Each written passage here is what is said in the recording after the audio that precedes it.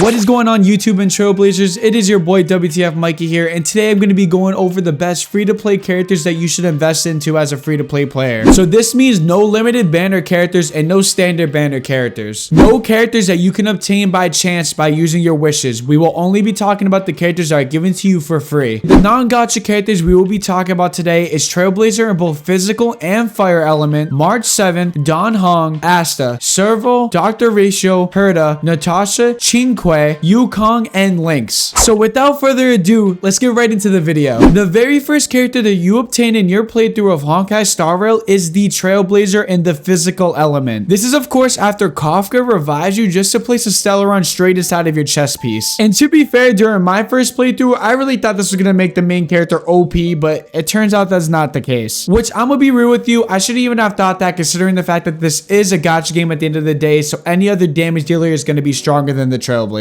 especially the physical one. As I said before, the Trailblazer has the element of physical and follows the path of destruction. And although the Trailblazer is a 5-star rarity cost, it is actually one of the worst characters to invest into. In the beginning of your first playthrough of Honkai Star Rail, the physical version of the Trailblazer will be good on Herda Space Station and Jarlio 6, which is the first world that you will visit once you board the Astral Express with the Nameless. There is absolutely only one reason why I feel like you should upgrade your physical Trailblazer, and that reason is so you can get the free standard banner pulls from leveling up characters. But for the sake that this is your first playthrough, I would wait until later to upgrade your Trailblazer to level 80 to obtain those standard banner pulls. And I promise you that later down the road, you will be swapping out your Trailblazer for way better damage dealers. Although you do get free Eidolons for your physical Trailblazer during your playthrough of Honkai Star Rail, the other damage dealers that you will obtain later on are still going to be better. And let me make it clear that between the male and female Trailblazer, there is no winning advantage to picking either one of them. They put out the same amount of numbers and there is no advantage. So with the physical element of the Trailblazer out of the way, let's move on to the fire version element of the Trailblazer. Once you finish the first world story of Jarlio 6, you will unlock the fire version of the Trailblazer. Now the fire version of the Trailblazer is really good at consistently shielding your team. But just like the physical element of the Trailblazer, the fire Trailblazer is a little bit on the low side as far as keeping it long term. So besides the consistent shielding, something that makes the fire Trailblazer actually unique and pretty good is that it will divide the attention of the enemies to attack the Trailblazer, or in other words, taunt your enemy. But with that said, I do see a problem of you running this as a damage dealer, as you're going to be focusing on providing defense for your team with the Trailblazer. So basically trying to do damage and be a shielder at the same time is quite difficult. However, the Trailblazer's fire Eidolons are actually quite easy to get, so if you do get your hands on them, this will make her or him better. And definitely better than the physical Trailblazer at that. I personally would not use the fire Trailblazer at Eidolon 0 and try to stack up Eidolons to make the Trailblazer stronger. And even then, the other two sustainers that we are going to be talking about, I personally would rather use them. Alright guys, let's talk about Natasha, the first healer that you obtain in Jarlio 6. For my first playthrough of Honkai Star Rail, I used Natasha for most of it. Natasha has carried the sustaining for my team for a very long time. There are so many boss fights and fights in general that I was in where Natasha just came in clutch and saved my team. Natasha does a really good job in keeping your team alive, which is one of the main reasons why I use Natasha over Fire Trailblazer. You guys will obtain Natasha after completing the mission Lying in the Rust from the main story of Jarlio 6. Natasha is a physical element type who follows the path of abundance. Now, besides the fact that Natasha is your first free abundance character, her talent is really good for healing single allies at a time. Now, not only can Natasha heal single allies at once, in her ultimate she heals your full team. This means she will heal herself as well. Not only that, but Natasha's ultimate doesn't require much energy to get to, making Natasha a very efficient healer. Now, the only downside to Natasha, she's pretty much replaceable with any other sustainer in the game that you might pull. So if you are the player that gets lucky and gets another 5-star sustainer, you will be replacing Natasha for that sustainer. However, if you are a player that's waiting for a sustainer or doesn't have one, Natasha's not a bad pick to use for the meantime. Next up, we have another character that follows the path of abundance and is also a sustainer that provides heals. That character being Lynx, who has the element of quantum. In order to obtain Lynx, you have to reach the second planet, the Xiang Shou, and Trailblaze level 34. And once you do that, you will unlock one of the many in-game game modes called Pure Fiction. Once you beat the second stage of Pure Fiction, you will unlock Lynx. And in my opinion, although it takes a little bit to actually obtain Lynx, she is a better abundance character than Natasha is, as Lynx will provide more strong, consistent AoE healing for your team. Not only does Lynx provide really good AoE heals, she also provides AoE cleanse with her ultimate ability. So in my opinion, Lynx is just a better working Natasha. And I have personally yet to get a better sustainer than the free-to-play ones, so I still use Lynx. I would also like to remind you that when you unlock Memory of Chaos, this requires 2 teams. So if you are still rocking free-to-play sustainers, your go-tos will be Lynx and Natasha in my opinion. Now, what about March 7th? Let's talk about her real quick. March 7th is an Ice Element character which you unlock in the beginning of your playthrough of Honkai Star Rail, who follows the path of preservation. Now, to give it to you short, March 7th is not worth investing long term. And the reason why, she does not provide better benefits as the sustainers that we mentioned before. March 7th is a character that provides allies with shields and freezes enemies, which in hindsight should be a really good combination. She is a very good choice early game. However, as I just mentioned before, you will receive Natasha and Lynx and even Fire MC down the line. The problem that made March 7th a really bad character was the fact that she only could shield one ally at a time. Although that shield basically prevents that ally from taking any damage, shielding one ally at a time would not be enough to keep your team alive. Next up, we have Den Hung, who is a wind element that follows the path of the hunt. You unlock Den Hung alongside a physical trailblazer in March 7th during the tutorial stages of the game. Den Hung is a DPS character who will help you in the early stages of the game, as he is one of the only characters that you will have at the start. However, Den Hung's biggest flaw is that he has the inability to attack multiple enemies at once, which is essentially a big part of Honkai Star Rail. So I'm gonna be real with you, Den Hung's not even close to worth the investment, because at that point you should just use physical trailblazer, because at least physical trailblazer can attack multiple enemies at once. Next up, we have the imaginary element Yukong, who follows the path of harmony. Now, although this is a free-to-play guide, I still feel like it wouldn't be worth investing into Yukong at this point of the game. Maybe if this wasn't year 1 of Honkai Star Rail and it was actually the beginning of the game, she'd be more worth investing into, but at this point I feel like she's a skip. And by the time you do unlock her, you would have to have the Xiang Show, which is World 2 unlocked, and the Forgotten Hall, so that we can clear the first memory of the Xiang Show of the Forgotten Hall. And Yukong requires a big learning curve to actually make her useful, and in that sense it just makes her not really that worth it. But I'm not gonna bash on her fully, because she can be good. It just depends if you want to spend the time to actually learn how to play her. And now the reason why I have my opinions on Yukong is because you do get a character way earlier on that I feel like is better use for your team. You receive this character during the tutorial of what a wish summon looks like at the beginning of Honkai Star Rail. Asta is a really good character to invest into, because not only do you get her early game, she also buffs your other character's stats. She brings attack and speed buffs to the table. And in my opinion, a big mistake that a lot of new players make when it comes to these strategic turn-based games is not focusing on their buffers and debuffers. And I know I did say that Yukong might be a skip earlier, but that's because of her learning curve. She can be good, as I said before. I would say out of all the characters in this list, Asta is one of the best, considering the fact that she works in pretty much almost any team composition, making her a real versatile character. And if it were me and I could go back in time on my first playthrough, I would have invested into Asta way more. Next up, we have one of my personal favorites and one of my go-tos. We have Serval, a lightning element character who follows the path of erudition. Serval is a real strong damage dealer despite being free to play, who causes a lot of AoE damage. Heck, if it were me and I was doing a non-gacha playthrough, Serval will always be on my first team. Serval's talent is one of the things that make her extremely unique. She deals additional damage equal to 72% of her overall attack to all shocked enemies. And just like Natasha, it doesn't require much to gain energy for her ultimate ability, making it very easy to use Serval's ult over and over again. And she can also keep enemies debuffed with shock for a very long time. So compared to the other damage dealers on this list, she definitely serves her right at the very top. And the best part is you do unlock her at the very beginning of the game. After you do your first summon and gain Asta, you just open your mailbox and claim her. Now, after you clear Memory 3 of the Forgotten Hall, you get a very strong quantum DPS character called Qin, who just like Serval follows the path of erudition. Qin, also on the top of my list, is one of the strongest 4-star damage dealers in the game, despite being a character who relies on RNG to deal damage. Now, as far as playability for Qin, the more Eidolons you have at Qin, the better she becomes. Although I do put her at the top of my list, she kind of falls in the same category as Yukong as far as a free-to-play player goes. For me personally, if we're taking as we are not pulling for any gacha characters and this is a non-gacha setup, compared to Serval, I'd put her just under her. However, it is a really tough call, because if you do have her Eidolon, she could actually be way better than Serval. But then again, you run into that problem that you are banking your damage off of luck, which ultimately means during combat you are playing a gacha game within a gacha game. Except when playing Qin, it's how much damage you're going to deal. Next up, we have my personal favorite 4-star in all of Honkai Star Rail. Rail. This character's name is Herta, who is a ice element that follows the path of erudition. Now, the very best thing about Herta is that she's one of the easiest characters in the game to get Eidolon 6. And for those of you who are new, Eidolon 6 is basically all the max duplicates you can get of a single character. Once you complete all 9 worlds of Herta's simulated universe, you will have her at Eidolon 5, meaning you'll be one Herta gacha pull away from having her max Eidolon. I'd say the only downfall to Herta is that she struggles with single target enemies. But on the flip side, for endgame content like Pure Fiction, she's an absolute menace. Her AoE attack is just absolutely out of this world for a free-to-play character, especially now that you can get her Eidolon 5, updated in Honkai Star Road 2.0. So just equip Herta and have fun with her follow-up attack as she goes kudu kudu for 90% of your battle. So in my opinion, as far as a damage dealer goes, I place Herta at the very top of my list, considering the fact that she's free to play and you get her Eidolon 5 for free. And the best part is, because this is an investment guide for free to play players, Herta's investing into you just so you can play her. And that alone is very much backwards, so do yourself a favor and make sure you use Herta. Now, last but not least is Dr. Ratio. Now, the reason why I put Dr. Ratio at the end of this list, because if you were unfortunate enough to start Honkai Star Rail after update 2.1, Dr. Ratio will no longer be free to play, and that means you missed out. Dr. Ratio is a 5-star imaginary character that follows the path of the hunt. And yes, I did say a 5-star imaginary character that you can get at the beginning of the game, strictly free to play. After you do your first gacha summon, you are able to go into your mailbox and obtain Dr. Ratio for free. And the craziest part about Dr. Ratio being free to play for a short period of time is that Dr. Ratio is one of the best single target damage dealers in all of Honkai Star Rail, and he will easily be valuable from early all the way to end game. Now, there's only one real downfall to Dr. Ratio in my opinion, and that's the fact that he is a single target damage dealer, which means Dr. Ratio is going to have a hard time with dealing with multiple enemies at once. However, despite that, if you were able to obtain him free to play, he is definitely one of the strongest units out of all the free to play characters that you will get non-gacha, and he even blesses you with a follow-up attack as well. However, for me personally, I do not use Dr. Ratio, and I did not use him at the beginning of the game because I did not have the luxury of having him out when I started. And when Dr. Ratio does get the reruns and unlimited banners, I will politely be skipping him. However, like I said before, Dr. Ratio can hit some pretty high numbers when it comes to damage dealing, but that's if you are around to get him in time. Well, that is every free-to-play non-gacha character that we just went through. Feel free to comment down below your thoughts and join the community Discord while you're down there. Make sure you smash that subscribe button so you can find your way back to the channel. That's it for now. Peace!